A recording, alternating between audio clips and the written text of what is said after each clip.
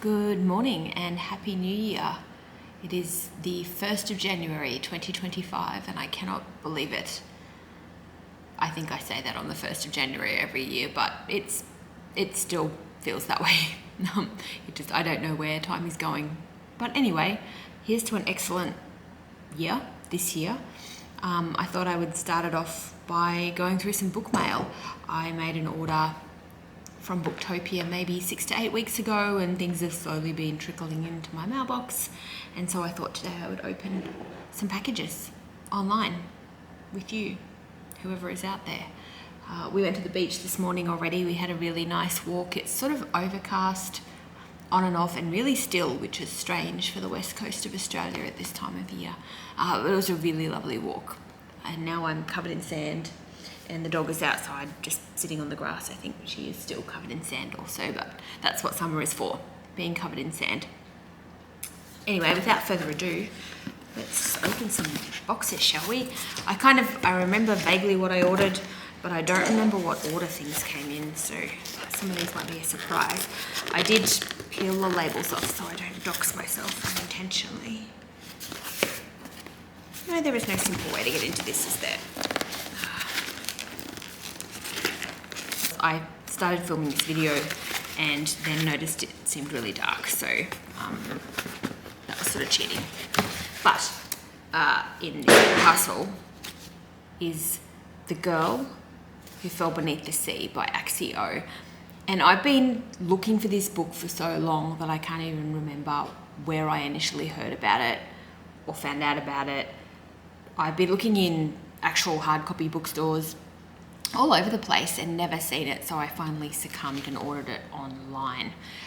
The blurb says, everyone in Mina's homeland knows the legend that when the sea god meets his true bride, he will end the deadly storms that have ravaged them for generations. So every year a beautiful maiden is sacrificed to the sea, and every year the storms return. When her brother's beloved is chosen, Mina knows the loss will cripple him, and at the last moment she throws herself into the water instead.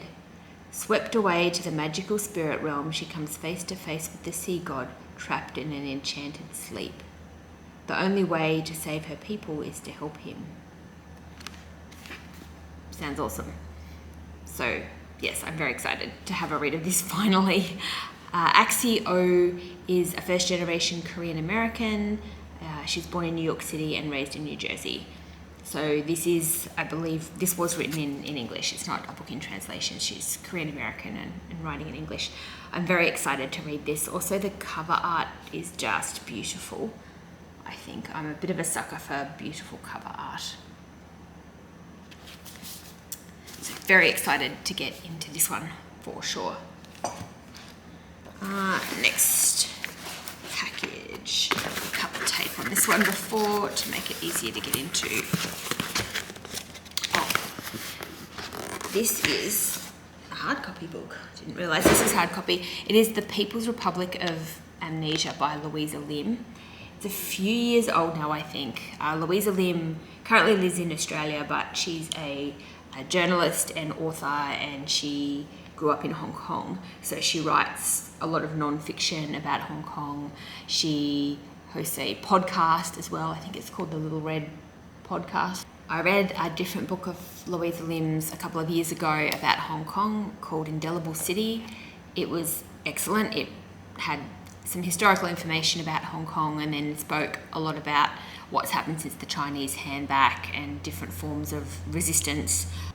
But this is her book about Tiananmen Square and the Tiananmen Square massacre in China back in 1989. I believe she also covers another army crackdown that occurred in that year in Chengdu. So basically about the suppression of democracy in China back at that time. And I think she wrote this book in 2014, I think, which was 25 years on from the Tiananmen Square massacre. So I think she's taken a lot of risks as a person who was raised in Hong Kong in writing about China as well, because they have a long reach when it comes to dissidents and people who speak out against the government in China. So next box. This one's got a perforation.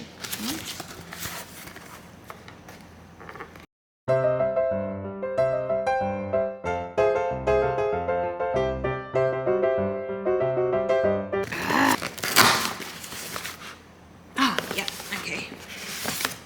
Told you I couldn't remember what I ordered.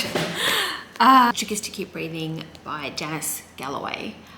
I got this because I saw an Instagram post by Lauren Mabry from the band Churches, and someone had asked her about where she gets her song ideas from and lyric ideas and things from, and this is one of the books she referenced, I think, as part of that post, and so I sort of bought it on a bit of a whim, really. It's about a breakdown of a woman. I think she's a teacher, and her lover dies, and then she has this mental decline basically and breaks down, and that's what the book is about. Otherwise, I don't know anything much about this author at all. I've never read anything from her before. So I ordered this, and it looks like a fairly short book, and I don't think it's written just in prose either. Just in like a normal novel type style. I think there's diary entries and sessions with her counsellor or therapist or whatever. So it's going to be an interesting one to read. I'm excited to read that. And, I think I know what's in this one actually.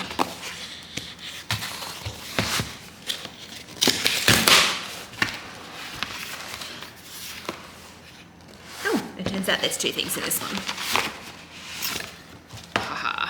So, Handprints on Hubble. I think I referenced this in my Challenger video. Sullivan was one of the original 6 female NASA astronauts. I believe she was part of the mission where they basically had to haul it in and fix it because it broke, the Hubble Space Telescope, from memory. So I think this is mostly about Hubble, but potentially has some memoir aspects to it as well about her life. So I'm pretty keen to read that. Bit of a space junkie. That should be great. And finally, Orbital by Samanta Harvey. So Orbital won the Booker Prize this year. Really small as well. 135 pages, I believe. It says 6 astronauts rotate in their spacecraft above the Earth. They are there to collect meteorological data and conduct scientific experiments, but mostly they observe. Together they watch our silent blue planet, endless shows of spectacular beauty witnessed in a single day. Yet although separated from the world, they cannot escape its constant pull. News reaches them with the death of a mother, and with it comes thoughts of returning home. The fragility of human life fills their conversations, their fears, their dreams. So space-related, but fiction, which is different from the other space-related things I've been reading lately. I don't always read the Booker Prize winner. I used to, and then some of them I just really, I didn't like. So I always look at the short list and read a couple of things from it for sure, but I don't always buy the winner or read the winner anymore. There's been a couple that I've just really disliked, but this was right up my alley with the whole space theme, obviously, so I'm very excited to crack into this. I think it will be the first book I read in 2025 for sure. So yeah, that's my little book haul through the post. Probably very ineloquently described because I ordered them and then kind of forgot what I'd ordered. And I think there's still something of this order that hasn't shown up. It had to be special ordered from somewhere, but I thought I would make this video really quickly and start my reading journey for 2025.